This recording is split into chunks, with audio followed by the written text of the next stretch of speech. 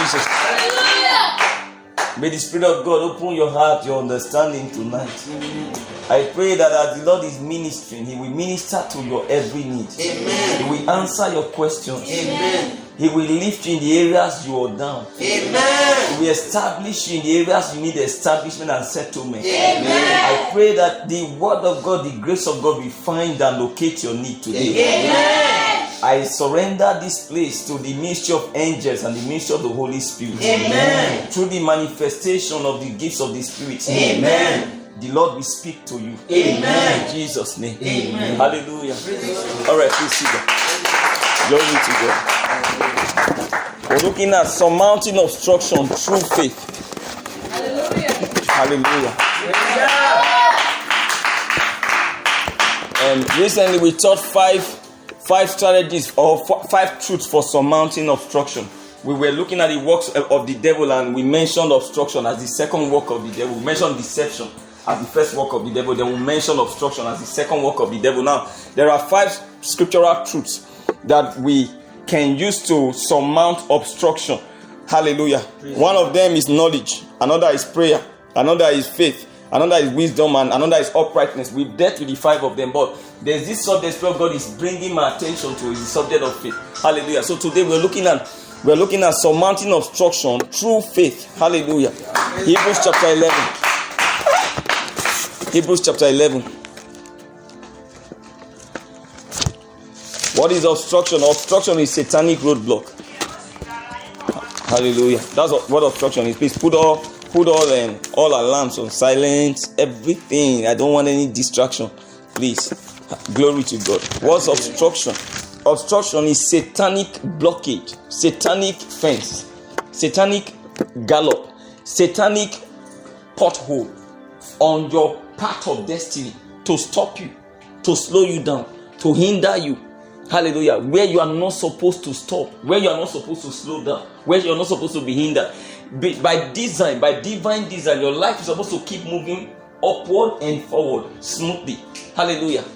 Glory to God. Hallelujah. So how does it happen that a believer's life is now full of ups and downs, or full of downs more than ups?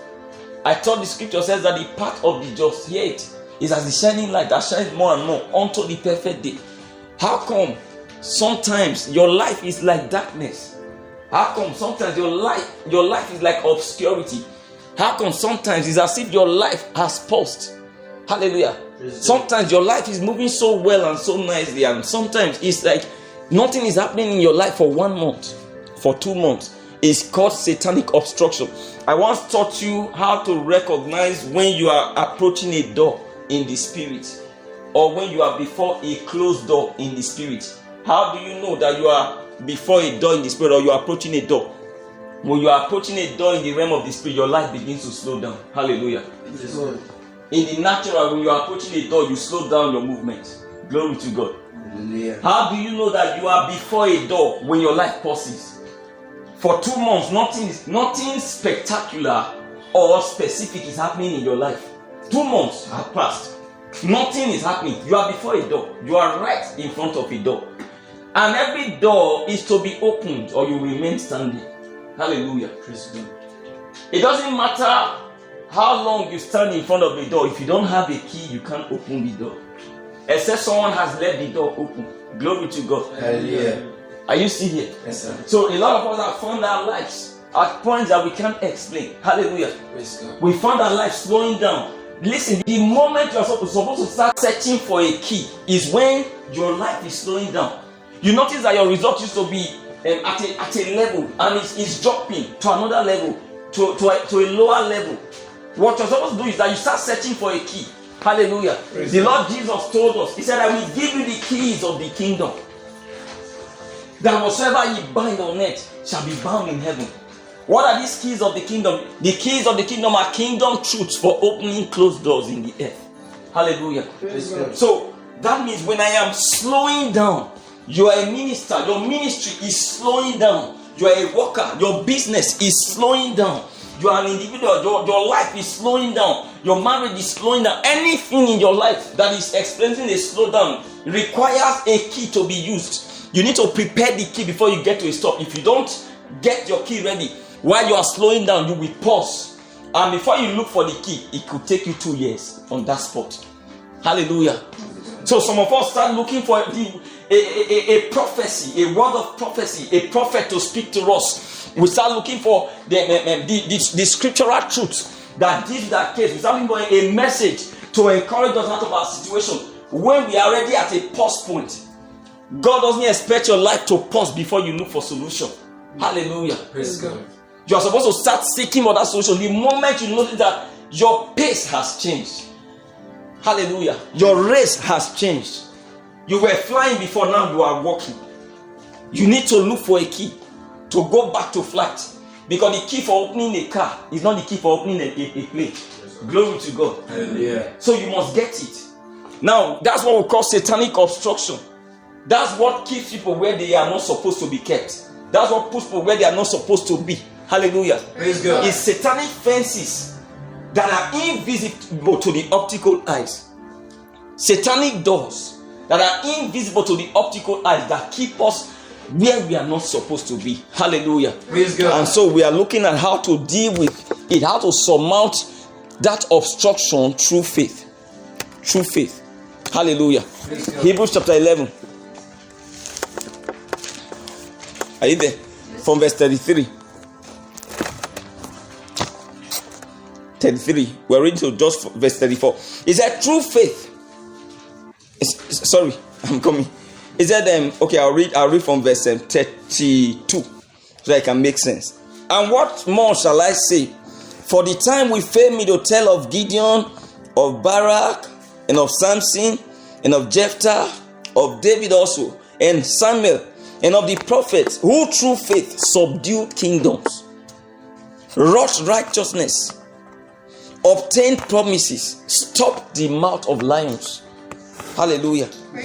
Quenched the violence of fire, escaped the edge of the sword.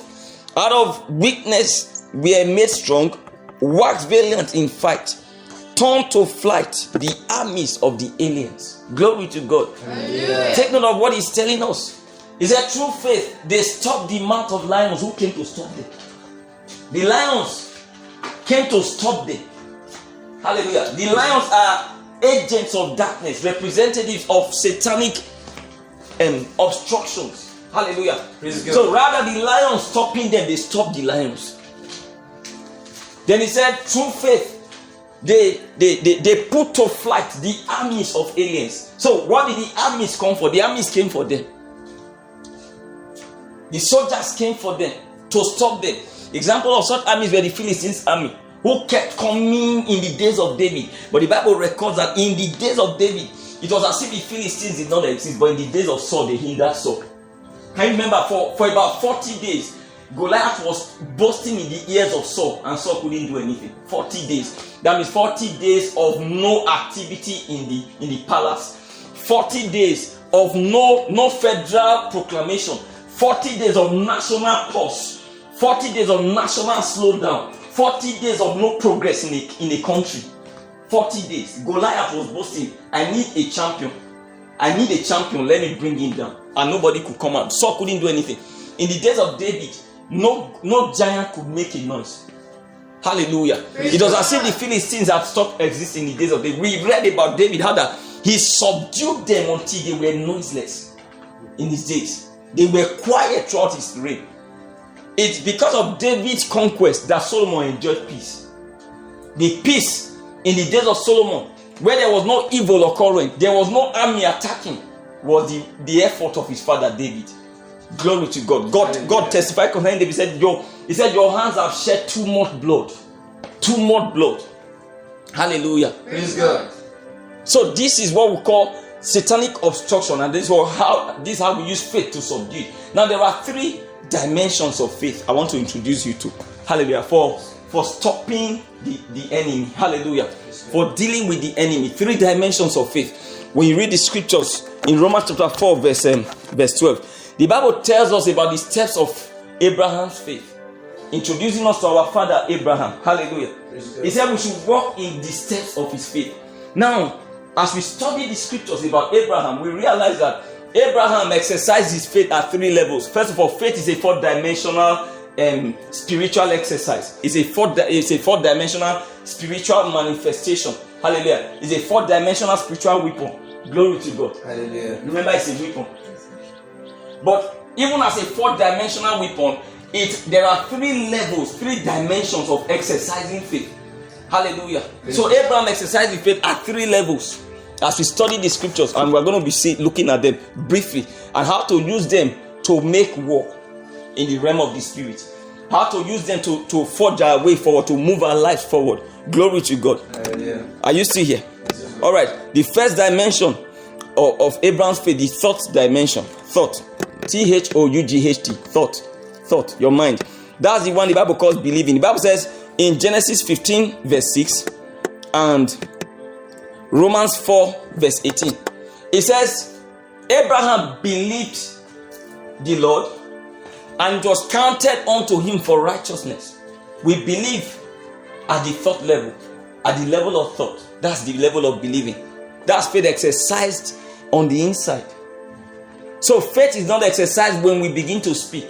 It begins when we begin to think. Glory to God. So a man's faithlessness begins not on his mouth, in his mind, in his heart. Anybody who is already fainting, who is already afraid of the adversary, on the inside cannot defeat the adversary. No matter, even if you make confession on the basis of fear, you will still lose. Can you remember the man that Jesus met? The man that Jesus spoke to and said, "Do you believe?" The man said, "I believe." Yet. The man said, "I believe. Help my own belief." That's a contradiction. That's what some of us do. You are afraid, but you are confessing. You are afraid, you are speaking. You are saying, "In the name of God, I shall not die, believe." But you have told, your mind has told you that you have coronavirus. Glory to God. Hallelujah. That this cough you are coughing is coronavirus. You have built it on the inside. So you are taking the drugs, they are not working. Because your mind has already killed you on the inside. Glory to God. Hallelujah. So the Bible said Abraham believed God and was counted unto him for righteousness. Is that or no? It says in Romans chapter 4, hallelujah, you wrote it down, verse 18. It said Abraham, who against hope believed in hope that he might become the father of many nations, as God has said. That's the third level of faith. Hallelujah. Praise God. Then the Bible says for us at the level of faith, at the third level of faith, it said anything is possible to him that believes. Hallelujah. He puts it like that. He said nothing shall be impossible to him that believes. Glory to God. Hallelujah. Write down the book of Mark. Hallelujah. Mark chapter 9 verse 23. Mark chapter 9 verse 23. Hallelujah. Now that's where every believer's faith must begin from. Now how do I exercise my faith at the level of thought, at the level of believing? I have to have a mentality and a mindset that is word formed and word informed. Hallelujah. I have to have a mentality and a mindset that is word forged. Hallelujah. It's good. It is not built overnight. Listen, what we call confidence in the Lord, that Bible calls trust in the Lord with all thine heart. It is not built overnight. Nobody can be so bold about God overnight. There is no such individual. If you see anybody whose confidence concerning his God is like a rock, the person has been feeding on God. He has been studying God. He has been knowing God. It is not built overnight. There is nothing like I'm just bold. It doesn't happen. If you are just bold and you don't know God, you've not seen adversity. That's why you are bold. You've not seen anything. There are things you will see, your heart will faint. Even if you are the president of a country. Listen, there are situations that will happen before your eyes. You will shiver, you will shake at the potency of the impotent devil. Glory to God. Hallelujah. There are events that will happen to your roommate in your presence that will make you to be afraid for the next 3 years, except you've been trained by God. So, what's your responsibility? You have a responsibility to give your ears first to God, because the eyes and the ears are the inlets to the heart and the mind. Hallelujah. They are the inlets. So we feed our heart and our mind with what we hear and what we see.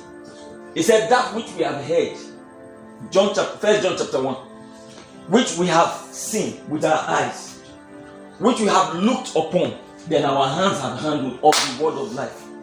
Hallelujah. So the eyes and the ears must engage God, must engage the word of God on a regular note for you to be bold.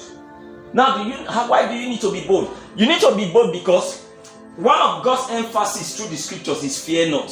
Why does God keep saying fear not? Because the life He sent us to is full of people and events to come that you have not seen that will make you afraid. Hallelujah. Some of you have not seen anything yet. When you get married, you will see some things. Some people, as you start journeying in the business world, you will see some things. There are places you will go to that if God doesn't help you, you will not be able to be normal again. So you need to build it. You need to build this confidence on the word. You need to fill your mind with the word of God. You need to be armed enough. Hallelujah. Praise God. So what should you do? Carry your Bible. We normally release Bible study for the week. Carry it and study. Don't say I'm busy, because the days will come when you will need the thing you've kept on the inside. Events will call out the word of God, you know. Situations will call out the truths of God, you know. The day life will place a demand on your training and on your person, you will be so surprised how empty you are if you have not been feeding. Glory to God. Hallelujah. That's one. Two, you must be in church to be taught. Like I am teaching now. Like it or not, your faith is rising. Hallelujah. That's how it is. As I'm teaching now, you are getting more confident. As I'm teaching now, you're getting aware. Awareness is dawning on you. So there's a shift of your mentality, a shift of your mindset, a shift of your mental conditioning from a region of lower concentration to a region of higher concentration. That's what's happening to you. You're getting better. You're thinking better. You're thinking wiser. The Bible talks about the mind that has wisdom. Hallelujah. Praise God. That's what it does. Abraham exercised his level his faith at that level, but that wasn't all. Abraham stepped beyond the third level to the word level. Why can't we stay at the third level of faith? Listen, it's not enough to have the word hidden in your heart. It's not enough to know God. You've got to exercise that knowledge in word. The second level of faith, the second dimension of faith is word. The word dimension of faith. Hallelujah. At the word dimension of faith, there are 5 sub-dimensions. At the word dimension of faith, there are 5 sub-dimensions. Hallelujah. I'll pick them one by one. Glory to God. Hallelujah. The first dimension is the confession dimension. Confession. Just like confession. Confession. What's confession? Confession is the declaration of the word of God. The Greek word is homologio. It's in the central place it is in the scriptures where we pick it from. There are other places, many other places. The place where it is pegged as confession is in Romans chapter 10 verse 10. Paul says, with the heart man believeth unto righteousness. He said, with the mouth confession is made unto salvation. Hallelujah. What's the meaning of homologio? Homologio means assent. It means assent. It means consent. It means speaking the same thing in agreement with God. So when I pick the word of God and I speak the word of God, I am making confession. Hallelujah. Praise God. Before I push on with that, let me communicate it from Abraham's faith before I continue with our own faith. Hallelujah. For confession, the Bible writes about Abraham. Hallelujah. In Genesis chapter 22 verse 8 and Romans chapter 4 verse 20. What does it say in Genesis 22 verse 8? Isaac, on their way to the sacrifice of Isaac, when God told Abraham to go sacrifice Isaac, Isaac asked his father, I've seen every other thing we need for the sacrifice. Where is the lamb? And Abraham said, God will provide himself a lamb. It's called confession. Hallelujah. Praise God. God will provide himself a lamb for the sacrifice. It's called confession. Confession. Hallelujah. Praise God. God. God will provide himself a lamb. What's confession? Declaring the word of God. What's confession? You lift a truth from that you have known and you declare concerning the situation you're facing. It's called confession. When I say I am blessed in all things, I am making confessions. When I say God is at work in me, I am making confession. When I say my life is getting easier and better, I'm making confession. When I say I am moving upward and forward, I'm making confession. When I say my path is shining more and more unto the perfect day, I'm making confession. When I say no evil shall befall me today as I go out in the name of Jesus, I am making confession. The Bible says confession is made unto salvation. Now the second dimension of confession, like Abraham's confession, the second one Abraham made that's recorded in the scripture, the Bible says Abraham was strong in faith, giving glory to God. Romans chapter 4 verse 20, he said, be not weak in faith. He said he didn't consider his body now dead or his wife's womb dead. He said he was strong in faith, giving glory to God, speaking. It's called confession. Hallelujah. Now the second dimension, sub-dimension of the word, is the dimension of prophesying. Hallelujah. Just like prophesying. So we have confession, we have prophesying. Someone was asking me yesterday, what's the difference between confession and prophesying? Hallelujah. The difference is that when you want to check a word that is confusing in the scriptures, check their roots. Check their Greek roots. When you check their Greek roots, you will see the difference in coloring, in truth coloring. You see the difference in word shades, then you'll be able to pick the difference. Now, the word prophesying is from the Greek word prophetio. It means to speak by inspiration. That's all. It's so clear. Now, when we make confessions, we are not necessarily inspired. I can pick a truth and say, boy, today is great for me. I go out and I return with plenty. Or I put my hand to do today works in my favor. I'm not inspired. I am making confession. I am just talking the truth of God. It will still work. But there is one that is not coming from my knowledge of the word only. It's coming from my fellowship with the Spirit. So I am speaking in tongues. In Pataya, Escone, having my prayer time, having my devotion time, I'm speaking in tongues. Leto Praha, Ereketosha, Ralibosha. Along the line, I hear the Lord is making the crooked ways straight for you. And I say, hallelujah. In the name of Jesus, every crookedness on my path is made straight. That is not confession only, that is prophesying. So every prophesying is confession. Not every confession is prophesying. So Paul tells us in Thessalonians, he said, despise not prophesying. Glory to God. Yeah. That's what it means to prophesy. Now, the Bible says in Acts chapter 19 verse 6, he said they spake with tongues and prophesied. You see, it comes from tongues. It comes from fellowship. Prophesying comes from fellowship. Confession is made unto salvation. It doesn't have to come from fellowship. It just comes because you've known the word. Hallelujah. You've been word oriented. You've been word trained. You've been word loaded, so you can speak the word. From the abundance of the heart, the Bible says the mouth speaks. Hallelujah. But when I'm prophesying, I'm not just speaking from the abundance of my heart. I'm speaking from the loads of fellowship I have. Hallelujah. So I am in worship.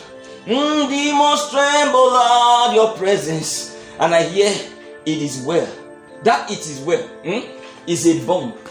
When it is an inspired word, it's a bomb. And I say in the name of Jesus, it is well. It's a bomb. It doesn't have to sound like one to you. It's from fellowship.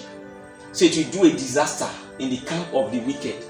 Hallelujah. Praise God. The third dimension of the word, hallelujah, is prophecy. prophecy. When you read the book of Ezra, upon a certain time, the work of the Lord paused. It paused for 1 year because of the work of wickedness.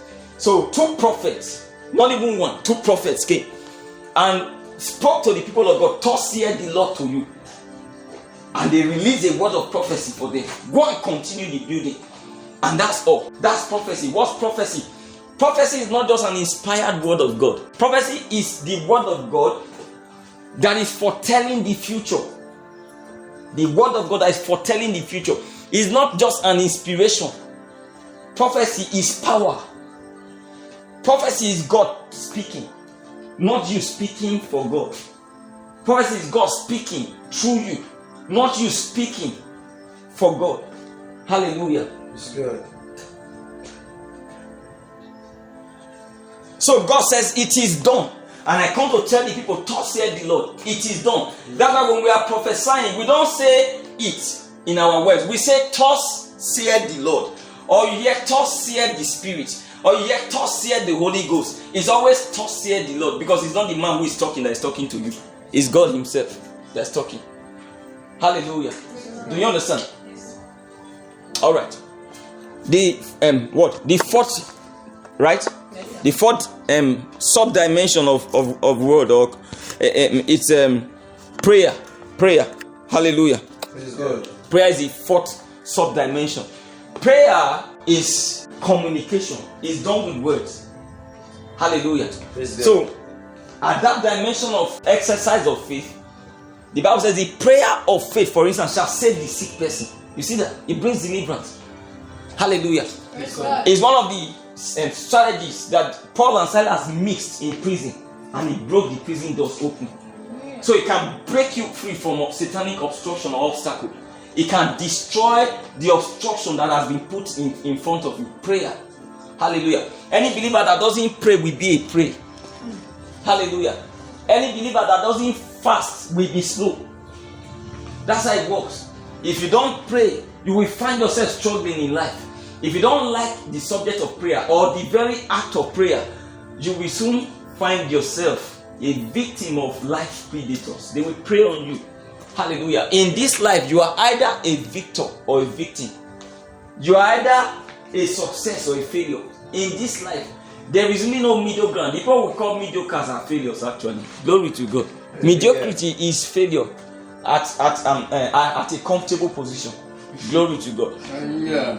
You understand what I mean, right? Yes. Hallelujah.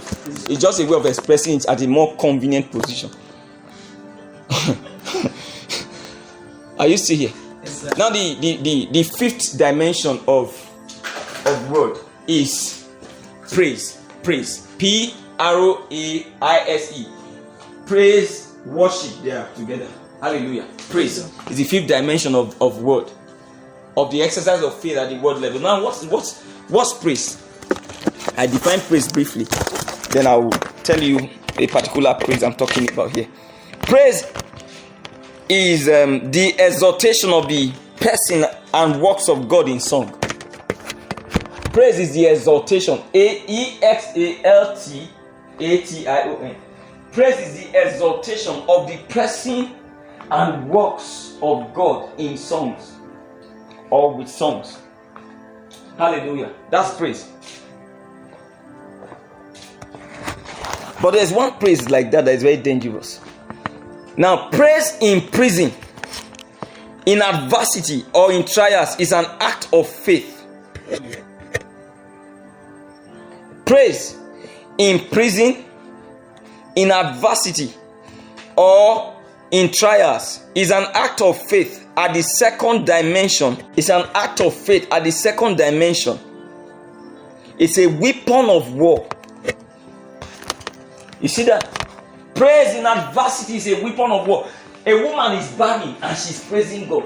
It's a weapon of war. A man is in prison and is praising God. It's a weapon of war. Acts chapter 16. I'll read 3 scriptures to you. I'll quote them and I'll communicate them to you. The first scripture, Acts chapter 16, verse 26. Hallelujah. 25 to 26. The Bible says at midnight, it said Paul and Silas. Take note, they were in prison. They were in prison. In prison, you are not supposed to be praising God. So why are you praising God in prison? Any man who is praising God in prison is releasing weapons of war. Is exercising weapons of war. Praise in prison is a weapon of war. You are in bondage. You are not. Your life is not moving forward, and you wake up to praise God and shake your house. You know what you are doing? You are breaking the prisons apart.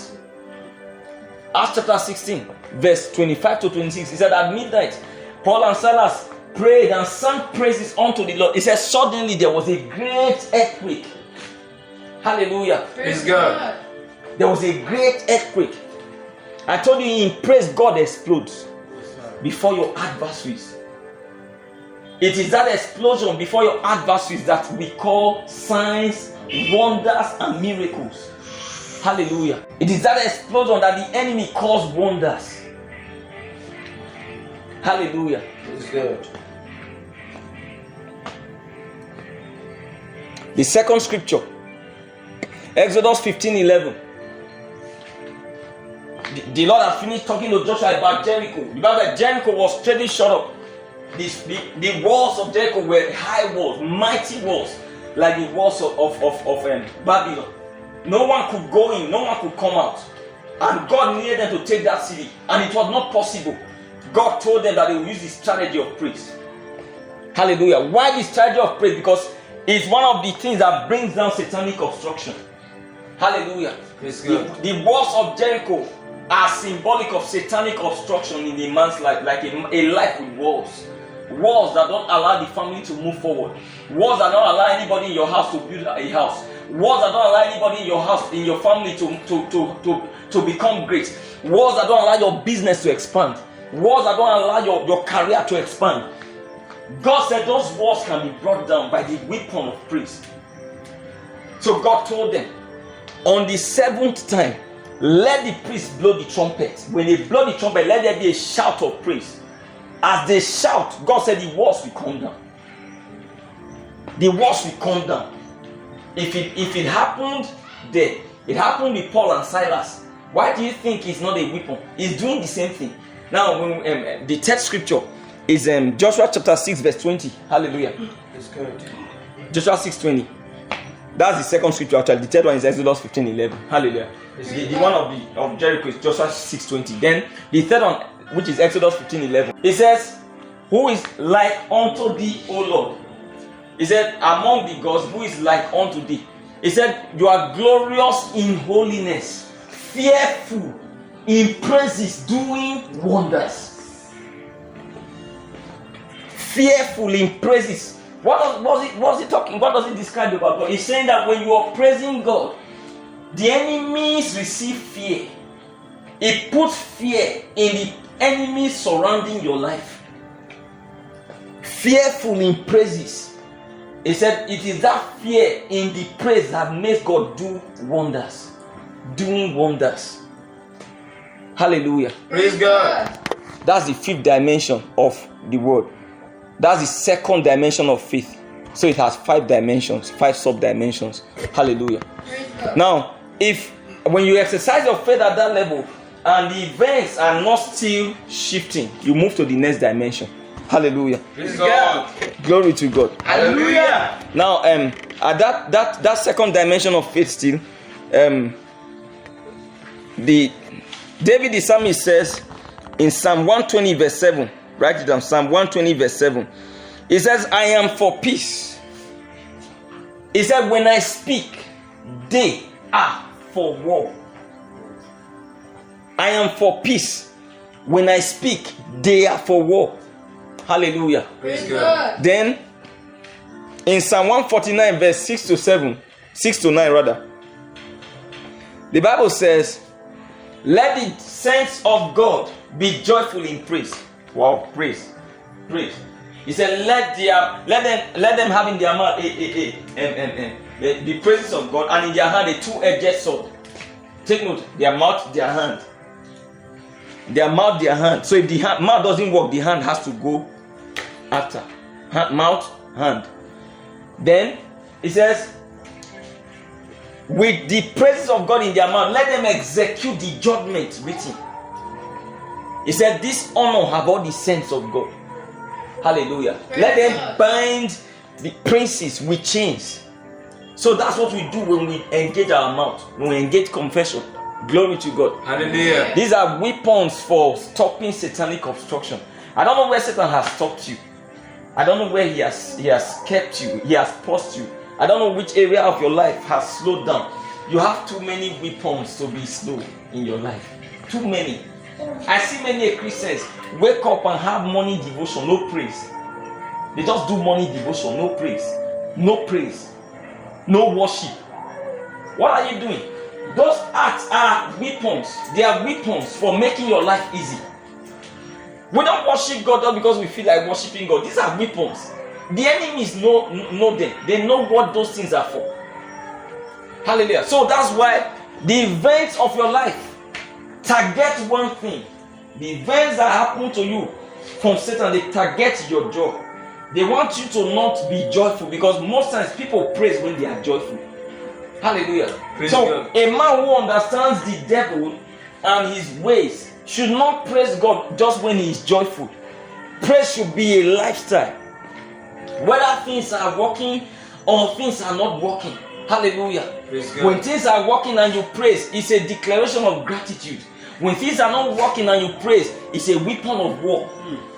Get it and understand it. Glory to God. Hallelujah. Then the third level of, or third dimension of faith, of the Abrahamic faith, act. That's what we call works. Hallelujah. Praise God. Act. The first one is thought, which is believing. Second one is word, which is confession, prophesying, prophecy, prayer, and praise. Hallelujah. The third one is act, which is works or sacrifices. Hallelujah. Works or sacrifices. I have two scriptures for you, like others. Two scriptures for you for the third dimension of faith. Hallelujah. There are cases that can't settle. There are satanic obstructions you cannot bring down, even if you engage the first two dimensions of faith. That's why God created the third dimension. Hallelujah. Praise God. Because God is not a fool, so He knows. It's the wisdom of God that created the third dimension of faith. Yes, sir. Hallelujah. So you must know when to exercise what you have praised, and things are not still changing. Hallelujah. You move to the third dimension. Glory to God. Hallelujah. What the third dimension of faith, I told you, is acts, works, sacrifices. Now I'll read two scriptures to you. The first scripture, are you ready? Yes, sir. The first scripture is James chapter 2 verse 21. James 2:21. Hallelujah. The second scripture is James chapter 2 verse 26. You know what it says? It says, was not Abraham our father? You know, we are looking at it from Abraham's faith. Yes, sir.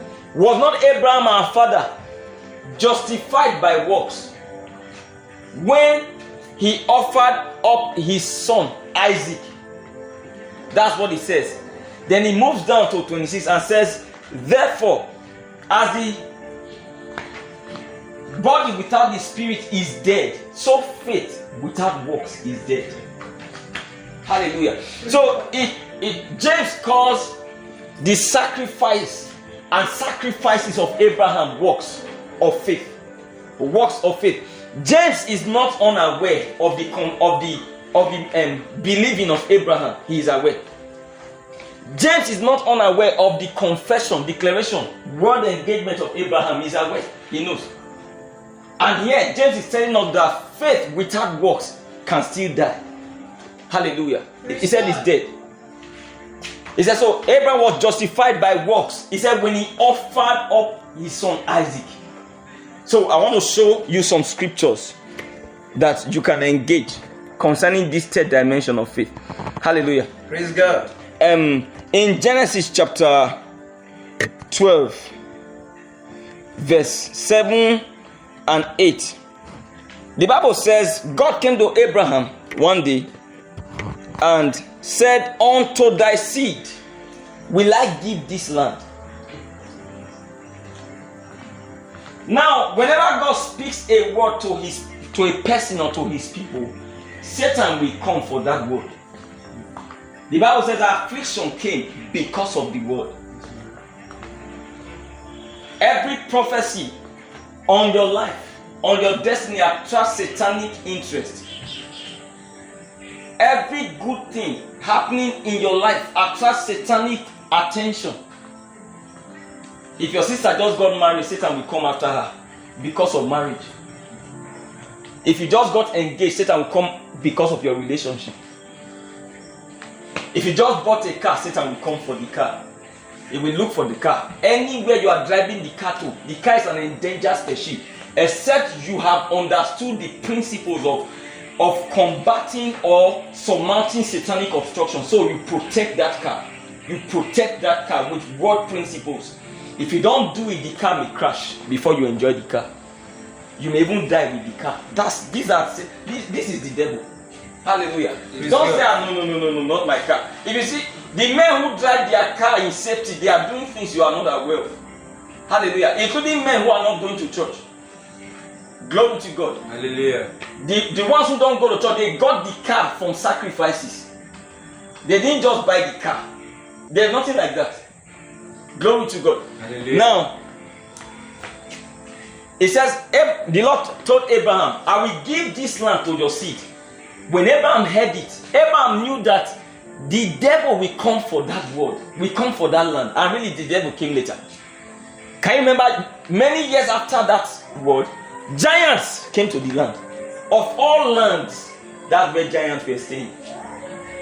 What was that land called? The land of Canaan. It was Canaan Abraham stood in Genesis. Nobody was staying there when God spoke. After God spoke, giants came to stay in that place. When the children of Abraham finally grew in number and came to take their land, they met giants in the land. It was those giants they met that they told Moses that they were like grasshoppers in the eyes of the giants. The very land that belonged to them, enemies had taken the land. Now, why were they able to succeed in conquest?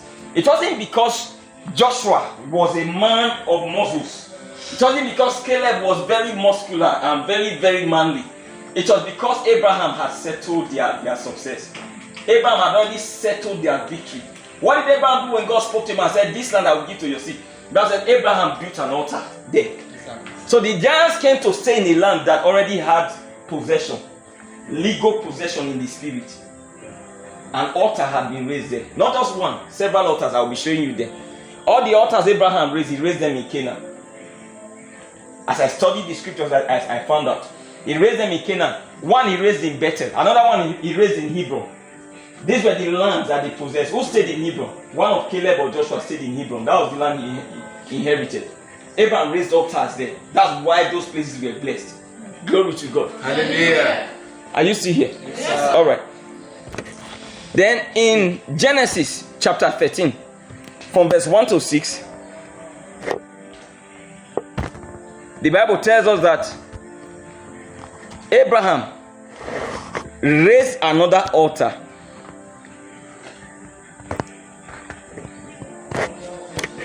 And in that particular portion of scripture, Abraham came back to the place called Bethel, where he had raised an altar before. When he got to the land, the Bible says he worshipped God in the place he had raised an altar before. That means spiritual dominion was easy for him because there was an altar there. Hallelujah. Praise God. Then beyond that, the Bible says, when Lot traveled with him, Abraham became rich in cattle, sheep, and goat, where in the place he had raised an altar before. So territorial dominion became possible because he had already raised an altar in the land. He had taken the place. Hallelujah. Yes, That's how Abraham enjoyed the advantages he was enjoying. He raised it in that place. So he was having victories. The Bible says, and Lot, which went with Abraham, became rich in cattle, sheep, and goat, until the land was too small for them. They were only using a little portion of Canaan, and they were making progress. They were getting bigger because of the spiritual principles of faith they were engaging. That's faith at the third dimension. I told you faith is four-dimensional, but faith has three dimensions. It can operate as a four-dimensional spiritual reality. Hallelujah. The first dimension we looked at, the second we looked at, this is the third we are looking at. The third is the work dimension of faith. That's the sacrifice dimension of faith. Hallelujah. Praise God. There are adversaries you cannot combat with words. Have you not seen when native doctors are operating? When a man comes to a native doctor to help to damage another person, what the native doctor does is not just with words. Words are one of the things the native doctor uses to damage people's lives. But he doesn't just speak words. Every native doctor speaks with sacrifice. Yes, sir. That's the thing some people don't understand. Some of you are dealing with cases in your life, in your home, in your family, that they were not programmed by words only. They were programmed by satanic levels of balances, levels of sacrifices. And so they are prevailing over your life, and you are speaking. You are just speaking. When you find yourself speaking and it's not working, it's because you are operating on a false balance. I will tell you today what a false balance is. I will define it from the scriptures. Hallelujah. Praise God. Before then, please remind me in case I spill over, because I want to quickly finish up the sacrifice, Abraham's sacrifice before I tidy up the message. Hallelujah. Praise The third sacrifice that is recorded here for Abraham. The Lord came to Abraham again in Genesis chapter 13 from verse 14 to 18 and said, to thee and to thy seed I will give this land. Why will God be repeating it? Have you not said it before? God is repeating it because the man has not taken the land enough. Sacrifice is cumulative, just like every faith dimension is cumulative. You can't say because you spoke over your business yesterday that my business is blessed, and so it means I have settled my business. No, that word is not enough. The Bible says confession is made unto salvation. The Bible says if the clouds be full of rain, they empty themselves. How do we make our clouds full of rain? It means accumulating faith. It means cumulative faith. It means heaping grace on grace through the exercise of faith. That's what it means. Hallelujah. Praise God. So if I bless my business today, I say in the name of Jesus, my business is moving forward. My clients are patronizing me. That's not enough. Tomorrow I have to bless. Again I have to bless. I have to keep blessing. He said if the clouds are full, they will empty themselves. So why is God telling Abraham, to you and to your seed I will give you them? Because Abraham has not sacrificed enough. God is seeing the giants, the adversaries to come. They are bigger than what Abraham is doing. Some of us, at the level we are sacrificing, it is not enough to bring our family deliverance. Hallelujah. At the level you are sowing to the Spirit, it's not enough to bring your deliverance from the bondage you are in. Glory to God. Hallelujah. Are you still here? Yes, sir. Some of you, the enemy you are handling, you are dealing with, is more than what you are doing. Imagine me seeing that thing they planted there, and me coming to say, in the name of Jesus, you are, it's not my portion, it's not my portion, it's not my portion, it's not my portion. See you are just deceiving yourself. Someone paid money, and bought those things, and prepared those things with money, with cash. It's called sacrifice. And spoke over them, and brought them and delivered them in your land. Then you come and you want to use words against second dimension and third dimension. You are using second dimension reality to combat third dimension disadvantage. How is it going to work? Someone is dealing with you from the third dimension. You are reacting from the second dimension. Let me tell you what it means in the realm of the spirit. It's like someone standing with a pistol before someone carrying a bazooka. How are you going to do it? It's like someone holding a pistol before someone holding a grenade, a bomb. How are you going to do it? Is that not foolishness? If someone raises a bazooka and puts it on your shoulder, when you carry your bazooka and face him. Have you not seen that there is no soldier who stands facing a bazooka? Once they see, they fly. No matter how trained they are, they fly. There are things you can't stand to face. Hallelujah. Praise God. What is a false balance? We define it. A false balance is in Romans chapter 11 verse 1. It said a false balance is abomination unto the Lord. Proverbs 20:23. It said a false balance is not good. Two scriptures. A false balance is abomination. Proverbs 11:1. Then the second one says a false balance is not good. So what is a false balance? I define it. Glory to God. Hallelujah. A false balance is when the enemy's height of exercised wickedness is greater than the dimension the believer's faith is exercised. A false balance is when the enemy's height of exercised wickedness is greater than the dimension the believer's faith is exercised. What's a false balance? There are two types of false balances. The natural false balance is when someone uses a false measure to measure something. That's the natural. But the Bible said the natural things are used to explain spiritual things. There's a spiritual false balance. We're not talking about the natural false balance. We're talking about the spiritual false balance. Hallelujah. What's a false balance? It is when the enemy's exercise wickedness is greater than the level you are exercising your faith, or the dimension you are exercising your faith. Faith has three dimensions. An enemy who paid a native doctor and bought materials that the native doctor requested that cost him 150,000 naira and brought before the native doctor to help her to close down the business of another person that is next to her business, who is selling what she sells. And the person is a believer. The person goes to church. All she's doing is to be speaking. Then in the name of Jesus, everything that is playing my business down is leaving my business. In the name of Jesus, every person that is making my business not to grow, God is firing him. God is firing him. God is firing him. In the name of Jesus, everything that is not allowing my business to prosper, because she is noticing that customers are no longer coming. What she is doing is not wrong. The only problem is that she is operating at the second dimension. It can't work. It cannot work. The reason it cannot work is because the work the enemy did against her is at the third dimension. The enemy injured her at the third dimension. She is retaliating at the second dimension. It cannot work. It's called a false balance. He said it's abomination unto the Lord. That's what he says. He said it is not good. That means it's not good enough. You have to step it up. Hallelujah. Your son is born with something you can't explain. You can't just explain it. In the first place, you were supposed to have put on that son in the womb and take a seed. Because we live in a wicked world, we are not sure, like Job, what they may have done to the children.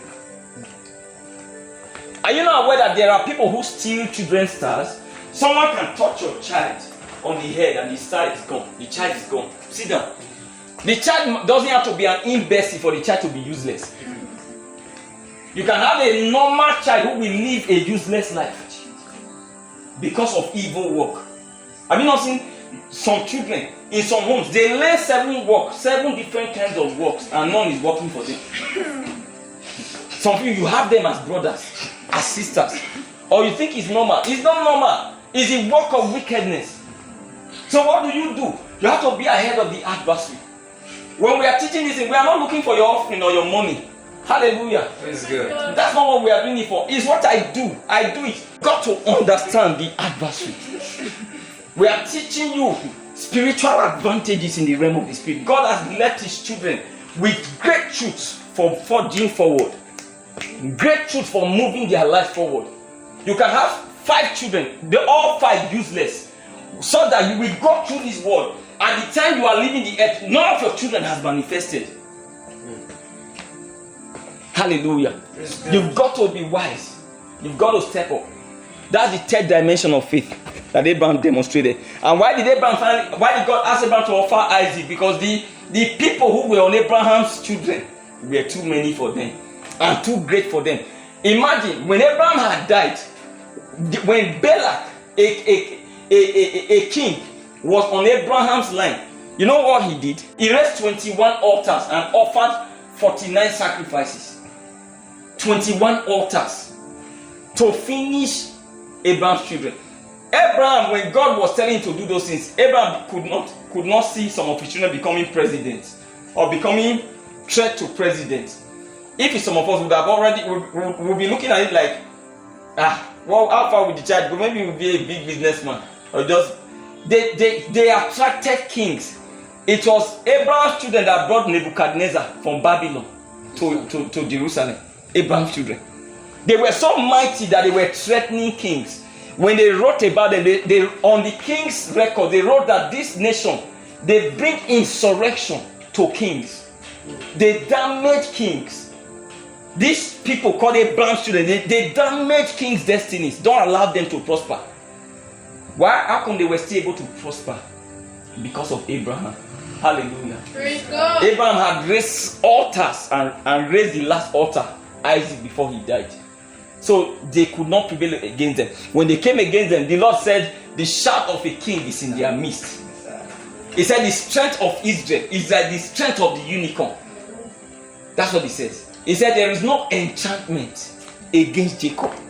There is no divination against Israel. Are you hearing those things? That's what God said about Abraham's children. He said, you are wasting time raising any kind of altar. Abraham has finished the work. Hallelujah. Rise on your feet. We are done. Hooray!